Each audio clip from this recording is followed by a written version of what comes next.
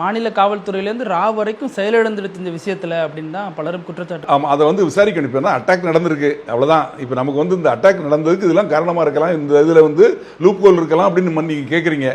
இருக்கிறதுக்கு வாய்ப்பு உண்டு. ஆனாலும் விசாரித்து முடித்தா தான் உண்மை என்னங்க தெரிய வரும். இல்லை, எல்லைக்குள்ள எப்படி ஊடுருவி இருக்காங்க அப்படிங்கிறது இன்னொரு கேள்வியாக இருக்குது. ஆமாம், அதான் எல்லையில் வந்து இந்த கேதார்நாத் சொல்கிறாங்களா, அந்த கோதார்நாத்துங்கிற அந்த வழியாக தான் உள்ளே வந்திருக்காங்க. ஏன் அந்த இடத்துல வந்து நம்ம படைகள் இல்லை? அப்புறம் இந்த இடம் இப்போ இதை வந்து மினி சுவிட்சர்லாந்து அப்படின்னு சொல்லுவாங்க. அந்த மாதிரி இங்கே வந்து படகு சவாரி ரொம்ப ஃபேமஸ்ஸு. அதாவது கல்யாணமானவங்க வந்து ஹனிமூனுக்கு வரக்கூடிய இடம். இப்போ நேற்றே 40 பேர் அங்கே இருந்திருக்காங்க. அந்த இடத்துல இவ்வளோ பேர் இருக்காங்கன்னா அந்த பாதுகாப்பு படைகள் அங்கே இல்லையா? லோக்கல் போலீஸ் கட்டாயம் இருக்கணும். அது போக மிலிட்ரியும் இருக்கணும். ஏன் அவங்க இல்லையா? இருந்தாங்களா இல்லையா? ஏன் இல்லை? அதுக்கு என்ன காரணம்?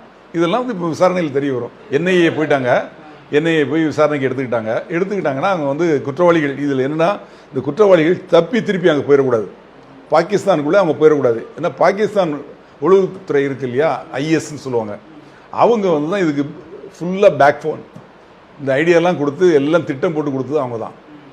இப்போது அவங்களும் வந்து போய் அட்டாக் பண்ணிவிட்டு எப்படி திரும்பி வரணும்னு பண்ணியிருப்பாங்க, இந்த இயக்கமும் பண்ணியிருப்பாங்க. இதில் என்னென்னா அவங்க போகிறதுக்கு முன்னாடி போய் அவங்கள தடுத்து மடக்கி அவங்கள பிடிக்கணும், இல்லைன்னா சுட்டு தேடணும்.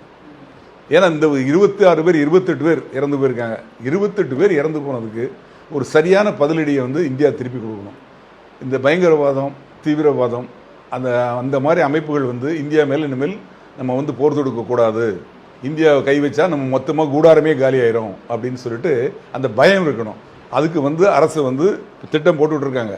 இப்போ வந்தவங்களை மட்டும் பிடிக்கிறதோ அழிக்கிறதோ பெருசு இல்லை, இதுக்கு திட்டமிட்டாங்கல்ல இந்த கும்பல். இப்போ நம்ம பேரெல்லாம் சொன்னோம் இல்லையா, அவங்க எங்கே இருக்கான்னு பார்த்து அவங்கள தாக்கணும், தாக்கி அதை அழிக்கணும், அந்த இயக்கம் மொத்தமாக அழிக்கப்படணும்.